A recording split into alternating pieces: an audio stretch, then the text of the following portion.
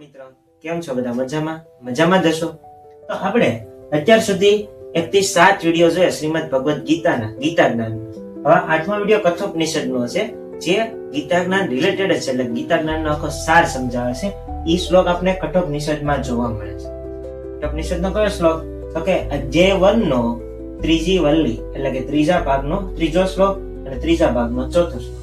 આ બે શ્લોક, અને આ બે શ્લોક એક હારે સમજવા પડે. જો અલગ અલગ સમજો તો અધૂરું નોલેજ, અડધું સમજા કેવો. એટલે આ શ્લોકને એક હારે લેવા જરૂરી છે, એક સાથે.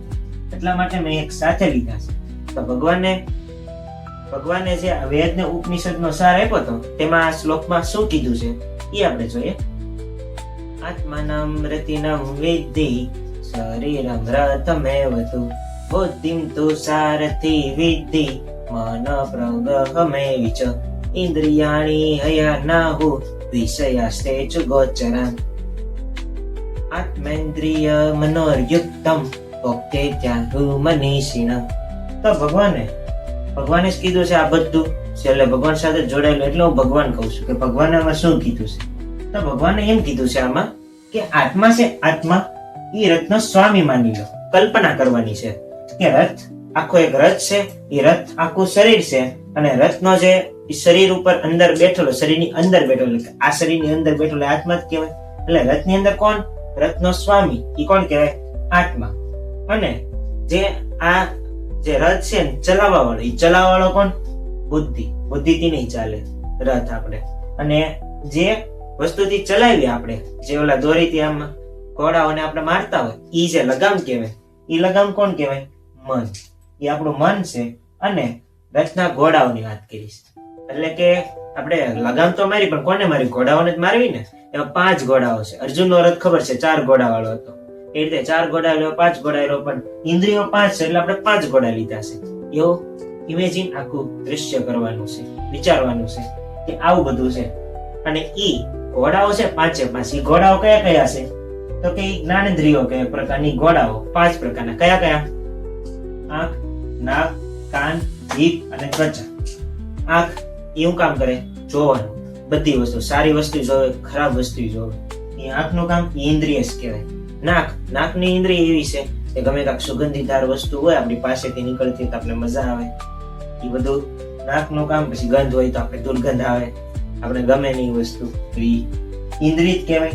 પછી કાન સાંભળવાનું કામ કરે, આપણે ખબર જ છે, સારું સાંભળતા હોય, ખરાબ સાંભળતા હોય. પછી જીભ ચાખવાનું કામ કરે, ચાખવામાં આપણે ઝેરી ચાખતા હોય, અને ઝેર અચાનક ચાખવું પડે એટલે એ વસ્તુ આવે. અને બીજું બધું આપણે ખાઈ છે તે સ્વાદ લેવી છે ખોરાકનો. બસ આ બધી ઇન્દ્રિયો કે. ત્વચા, સ્પર્શ, કોઈક આપણો રિલેટિવ્સ નો સ્પર્શ હોય, કોઈક વસ્તુનો સ્પર્શ હોય, એ રીતે બધા સ્પર્શની વાત કરી. તો આ 5 ઇન્દ્રિયો છે.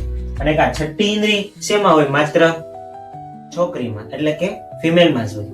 અને ઈ ઇન્દ્રિય કઈ કહેવાય?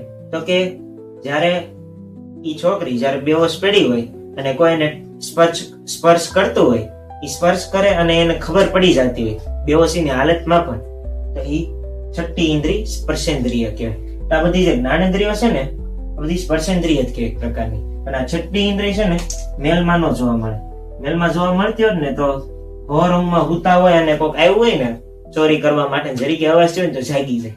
તો એવું મેલ લોકો, એટલે કે છોકરાઓ કરી શકતા નથી, પણ છોકરીઓ કરી શકે. એને કોઈક આવ્યું હોય ને ત્યાં ખબર પડી જાય કોઈક આવ્યું છે એમ આપણા ઘરમાં, એ રીતે એમ. એટલે આ ઇન્દ્રિયો કહેવાય. એ રીતે કર્મેન્દ્રિયો આવે. આ જ્ઞાનેન્દ્રિયો છે, કર્મેન્દ્રિયો એટલે કર્મ કરવાનું, એવી ઇન્દ્રિયો કર્મેન્દ્રિયો કહેવાય. ચાલવું, પગથી આપણે ચાલવી છે એ કર્મેન્દ્રિયો કહેવાય. પકડવું, ગમે કાંઈક વસ્તુ આપણે પકડવી છે, મારવી છે મચ્છરને, તો આ બધું કર્મેન્દ્રિયો કહેવાય. પછી બોલવું, આપણે બોલીએ છીએ, બોલવાનું એક પ્રકારનું કર્મ જ કહેવાય ને. આપણે વાણીથી જ બધાને પાડી દેતા હોય નીચે, વાણીથી જ બધાને ઉપર લઈ જતા હોય, આ બધું કર્મેન્દ્રિયો કહેવાય.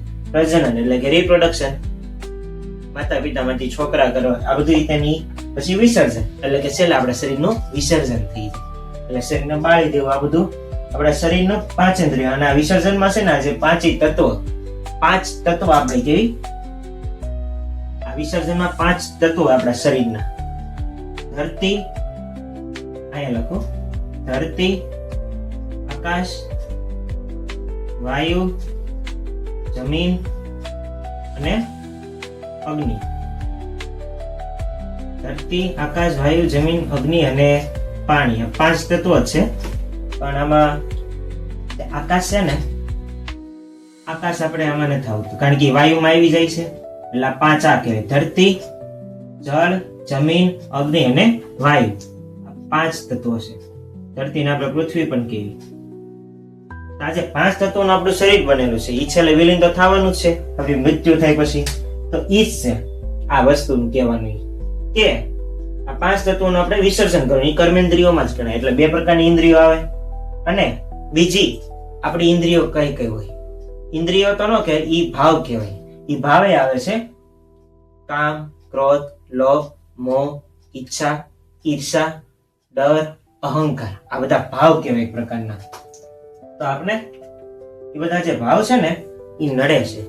તો એ વસ્તુની વાત તો આપણે પછી બીજા લેક્ચરમાં કરશું. પણ પહેલા આપણે આ જોઈએ કે આ ભગવાન કેવા શું માંગે છે, કે આ રથ ને આ બધું શું છે આ કહેવા માંગે. તો એમ કહેવા માંગે છે કે જો આ રથ કંટ્રોલમાં હશે એના માલિકના, એટલે કે આત્માના કંટ્રોલમાં હશે આ રથ, આત્માના અને સારથીના કંટ્રોલમાં, તો આ રથ પરમધામ એટલે મોક્ષ તરફ જાય. પરંતુ જો એમ કીધું છે કે ઇન્દ્રિયો એટલે કે રથના ઘોડાઓ છે, જો એ નિયંત્રણમાંથી વયા છે તો આપણી અંદર અશાંતિ આવે, પછી શાંતિ મળે ને ગમે એટલું મળે તો આપણે શાંતિ ન મળે. કારણ કે ઘોડાઓ અલગ અલગ વિષયો તરફ ભાગવાના જ છે, આપણે ખબર જ છે ઇન્દ્રિયોના વિષયો. બીજું છે ઘોડાઓ. તો ઘોડાઓ નિયંત્રણમાં ન હોય ને, ઇન્દ્રિયો આપણે એ જ જોઈ કે નિયંત્રણમાં ન હોય ઇન્દ્રિયોના વિષયો. પણ જો ઘોડાઓ નિયંત્રણમાં ન હોય તો રથ પલટી જાય, એટલે કે આપણું મૃત્યુ છે. એટલે ઈ જ કહેવા માંગે છે ઇન્દ્રિયોની અંદર જ ઘોડાઓ આવે. એટલે આ ઘોડાઓ જો નિયંત્રણમાં ન રહે તો ઈ રથ પલટે છે ઈ સ્વામી, એટલે કે મૃત્યુ તરફ જાય છે.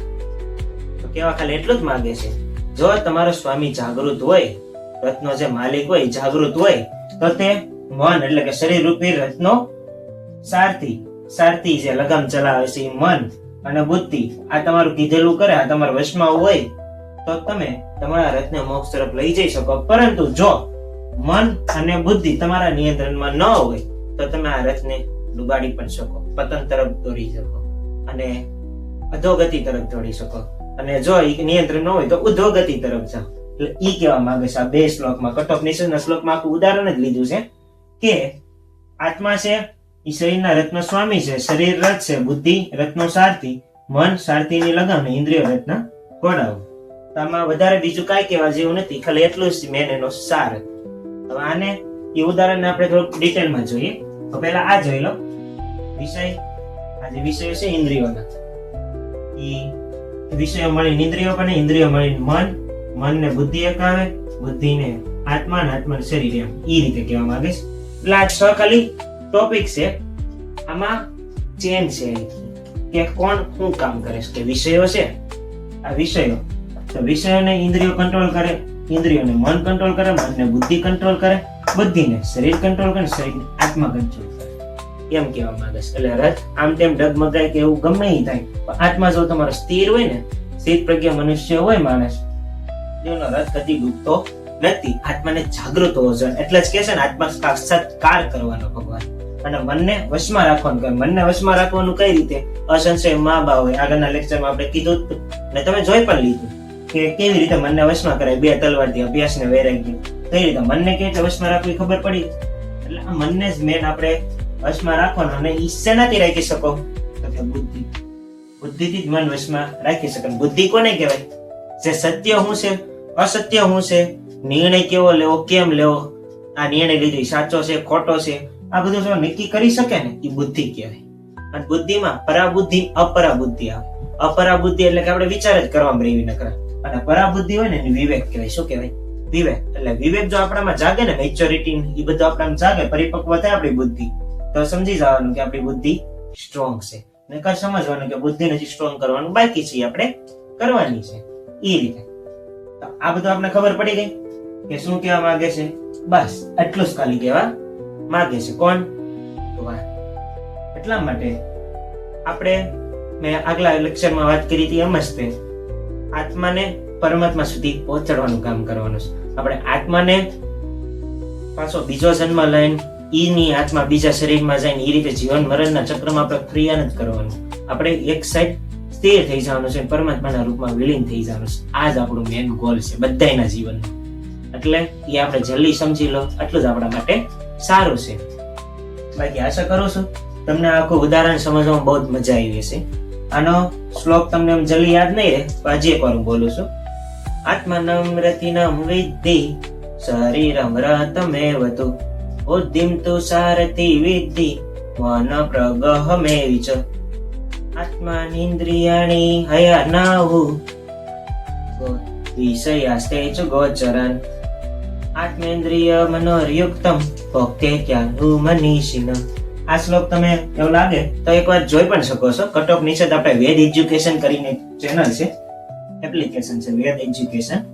એની અંદર બધા ધાર્મિક ગ્રંથો છે ને એનું ભાષાંતર શ્લોક સાથે આપેલું છે. તો તેમાં કઠોપ નિષેધના શ્લોકમાં જોઈ લેજો આ શ્લોક છે અને કેવા શું માંગે છે એ તમે એકવાર જોઈ શકો છો. એટલે તમને ખબર પડે કે આ નોલેજ સાચું છે કે ખોટું. હું તો કે સાચું જ છે, પણ તમારે વિશ્વાસ ન થતો એકવાર તમે ચેક પણ કરી શકો આ ચેનલ ઉપર. એટલે એકવાર અચૂક જોજો અને મજા આવી હોય તો અંદરથી અપનાવજો આ વસ્તુ મેં જે કીધી છે. હું અપનાવીશ, તમે અપનાવજો, સાથે આપણે અપનાવશું. ઓકે.